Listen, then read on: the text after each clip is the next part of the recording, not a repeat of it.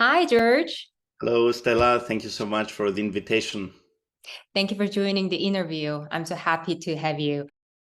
Please briefly introduce yourself to the video audience, who you are, where you live, what you do. Okay, so my name is George Lernis. I am originally from Cyprus, which is an island in the Mediterranean part of the world. Mhm.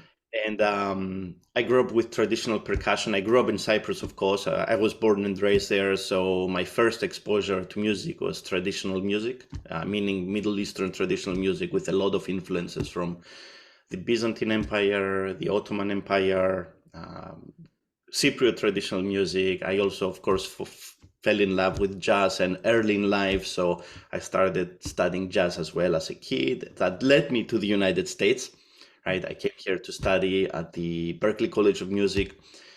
And then I also got my master's degree eventually from again, Berklee, from the Global Jazz Institute, Mhm. where I got to really also explore a lot of the combination, the blend of Middle Eastern traditional music and jazz. And this is a very important phase for me in my life, like finding my identity. As I was growing up as a musician, I started realizing that, I have a voice in me that wasn't used. Like, especially when I came here as a jazz drummer, but I wasn't really bringing my traditions with me. But growing up as a musician and maturing and having the right mentors, because that's very important, I realized I have a strength that other people don't, and that's the traditional music that I grew up with. So right now in my life, I'm basically combining these two together and really like thinking of jazz more like a platform to say things, but also like bring my own cultural identity. Do you travel here and there and perform? Sure. Yes, I've been working professionally as a musician, like traveling and touring since 2005. And I was blessed to be able to play with people like Danilo Perez. I'm actually in one of his groups right now. We just came back from Pittsburgh. We had a concert there with his group, Global Messengers. I also play with other groups like with the metal ensemble called What's Next Big Band, which features Dave Liebman, Annette Cohen, a lot of great artists. And also, of course, I have my own group, which is called Between Two Worlds. And this is my baby. This is basically the group that I tell my story as an immigrant in the United States, where I feature my cultural identity and the musical traditions from the Middle East. But of course, I'm involved in many different projects with many different people. I play in groups with musicians from Korea as well. I play with a pianist in Boston, Mina Cho. We actually went to Korea and played a lot of mixing of traditional Korean music with jazz. So yeah, I've been in the community around Boston, New York, and like have been very active. In addition, I've been playing a lot of traditional music. I've been in groups like the Duni Ensemble. I also have a group with my friend Vasilis Kostas called the Anatoliam Ensemble, Mhm. which we play Greek traditional music. And yeah, that keeps me busy. That sounds so exciting, especially your effort to voice your cultural identity for, community development. It is very important. And as a musician, it sounds like you're already making a lot of impact as an artist. So thank you for that. Let's talk about your song for the Songs for World Peace Initiative. Introduce what year you participate in, and your song title, and briefly what your motivation was for you to join the initiative. I believe I joined the initiative around 2001. It was definitely during the pandemic. Uh, and actually, this song was called The Prayer, and I mean, for me as an immigrant from the Middle East, living in the United States, I feel like a lot of times that the media on the TV and other outlets, they don't really portray you know, like a good picture of the Middle East. And many times, a lot of things are not even covered by the mainstream media. Like, for example, the Syrian refugee crisis that's been going since 2011. There's so many refugees that got displaced from their country. Mhm. And to this day, it's actually an ongoing crisis. So I thought I'll compose a song to spread some awareness about this ongoing social issue that's going on, and it's really not portrayed by the media these days. And I composed this piece called Prayer. That's music is also accompanied by video. So I work with a videographer, a friend of mine called Christos Tsiaras, that basically tried to capture the story of the song with also video. And this is this was done during COVID, so it's a remote project. So it was actually very challenging because not only I composed this piece, but it was recorded remotely, meaning all of the musicians recorded their parts from their home. And at the end, we collaged the whole thing together. So it was actually very difficult, but also a great learning experience, what we can do, under these circumstances, because as musicians, we've never been in a situation like that we had to really learn how to record and produce from our house. So this was an amazing collaboration from many amazing musicians, and it tells the story of the Syrian refugees crisis that's going on to this day since 2011. I study about them, and I see there's so many difficult things happening right there. I really appreciate that you really make it mainstream and make a voice to increase the awareness of that issue. I think that is really crucial. Really, thank you for that. I think you already talked about like a difficult moment in terms of, in the recording process during the COVID. I was going to ask that a little bit later, but we'll get back to that. So Sure. I wanted to a little bit more dive into your song background a little further. So Sure. what does your song tell the world? Share with us the background and inspiration to compose the song in. I'll give you the bigger picture of my initiative Between Two Worlds. So I recently released my new album, Between Two Worlds, that actually includes this song, Prayer Inside. But for me as an immigrant, my goal as a human being and a musician, a social activist even, is to basically spread some awareness of the ongoing stereotyping of immigrants based on their religions, skin color, and origin. Like a lot of times people make stereotypes, even like if you think of Hollywood, like if you think of like so many movies, I'm not going to name anything, who is the bad guy in the music? You always see desert and Middle Eastern people portrayed as terrorists.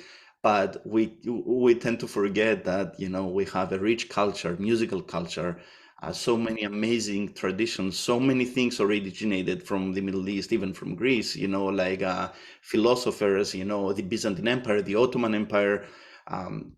It's such a rich culture. So basically my album serves as giving Western audiences a true and accurate representation from various Middle Eastern traditions, because there's so many different traditions, like you talk about Greek, Turkish, Armenian, you name it, Persian, so my album tells the story of our part of the world with a musical language, and at the same time it showcases my bimusicality. This is a term that basically is like being bilingual, but bimusical, someone that speaks two musical traditions, very much like jazz. Like jazz was originated, from the origins of jazz is from Africa, but then the mixing of African traditions with European traditions and the different instrumentations coming together, we have this beautiful thing now.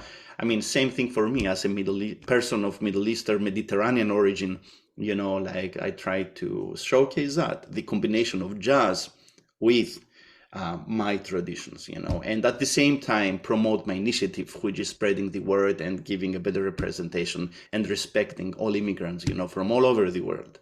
I cannot wait to listen to your music. Go back to recording process. You already mentioned about the difficult process, but did you have any fun, meaningful, like memorable part during the recording process? Sure, like COVID, of course, was shaking up the world, but I mean, no one ever experienced anything like this. I never expected in my lifetime I'll experience anything like this. But, as a musician, when COVID hit, and I'm sure this is the case for every musician out there, professional musician, I went from being fully active, like traveling all over the world, to like just sitting in my basement with my instruments and thinking, okay, what's next? What are we gonna do? So I think musicians realized fast that, like the way to move forward is by, first of all, being fully independent, learning how to record, produce from your house, teach from your house, and that's actually very difficult too. You're dealing with the internet, you're dealing with latency. So, but for me it was also very enlightening because I got to learn a lot about music production. So I actually took a class during COVID to learn how to record, and I bought a lot of gear so I can record from my house. I started composing. I started teaching from my house, and that's how prayer came about. It's I composed prayer. I recorded some parts, and I sent this course to all of my musicians, and I said, hey, everyone, can you record your parts from your house? And then at the end, I put everything together, and it worked out. Like a lot of people gave me comments that it sounds very organic. It sounds like we're in the same room, even though we're actually separate. Everyone is at their own house doing their thing.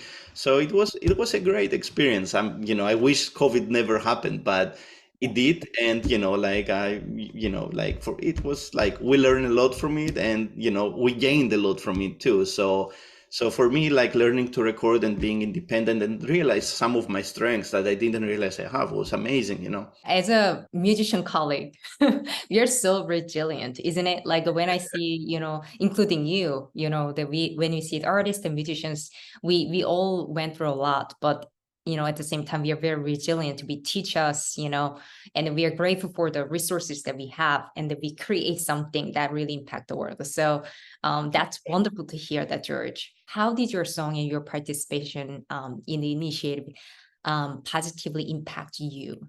Being part of the initiative, first and foremost, is like it helps me spread my initiative, word, like spreading the message of what I'm trying to convey to people. So any kind of outlet for any musician that's releasing an album or has something to say, any support or any outlet that goes to new people and you expand your network is very important. For me, that's incredible. And also, like the other thing that Songs for World Peace, that's really nice being part of, is like you see that there's so many artists all over the world that they're trying to convey the same message, promote some awareness, promote their cultures, promote social activism through music. So being part of this community, or any community that has an initiative, a strong initiative like this, a meaningful initiative, is a blessing. So I mean that's it for me. So being part, it's a blessing. Be part of Words for Peace, and I hope to keep spreading the message and representing my country. Friends and your family members, or even your artist friends, how did your song and your participation in the initiative positively impact them? I come from a family that's highly educated, so, and also like growing up, I was aware of a lot of these social issues. I was fortunate, like to be in a family that, we talked about these things. I was aware about the Syrian refugee crisis. Even as a kid, they would talk to me about these things. My grandfather actually was part of Congress in Cyprus. He fought a lot about unity, from Turkish Cypriots and Greek Cypriots. So I come from a very progressive family. And, them seeing me also being part of this movement, and also caring and be compassionate human being growing up and writing music about social issues, I'm sure they like it and they're proud. So, as far as my friends go, like most of my friends here in Boston are like-minded individuals. A lot of my friends from the Global Jazz Institute, which it's an institute that basically build on the kind of values we're talking about today. That's actually a graduate program at Berkeley. That's a full scholarship that they accept, I think, a number of people every year. I was also part of that program. And, that's a community that's very sensitive to these issues. And I'm sure like they value what I'm trying to achieve. And a lot of those people are doing similar things, so I think that's the main thing. How do you see that your song, your participation in the initiative positively impact your community and the world at large? As an artist, we all have our part to play, like, and I'm going to redirect your question a little bit. For me, like, like the last couple of years, I've been questioning myself, what is music and why do we play music? Do we play music to feel, to satisfy ourselves, or to feel some urge, or is there a deeper meaning for playing music? I mean, most musicians I know, like, they're great technicians and they can play music, but at the end of the day, why do we do what do we do? And does it impact anyone, or is it just putting notes together and playing for people to satisfy a need? And I came to realize the most important thing for me is social activism. It's what do you really have to say through your music. Is like, even if it's something small, like if I'm doing a concert and someone comes at the end of the concert and says, wow, what is that sound you played? What is that microtones? And I can say, oh, that's something from back home. We have the scales that are microtonal, and we play in between notes. So even if I can, like, teach someone from the West or wherever something that they didn't know, and promote a little bit my culture and spread some awareness about our rich musical traditions, that's that's very satisfying to me.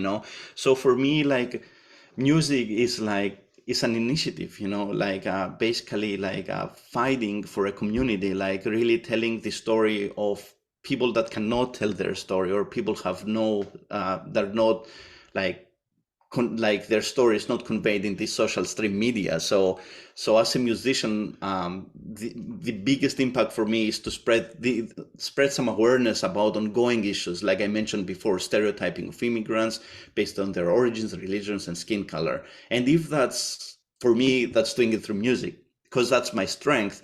And at the same time, I'm touching the community, and I'm getting people from all over the world to come and experience what I'm trying to say.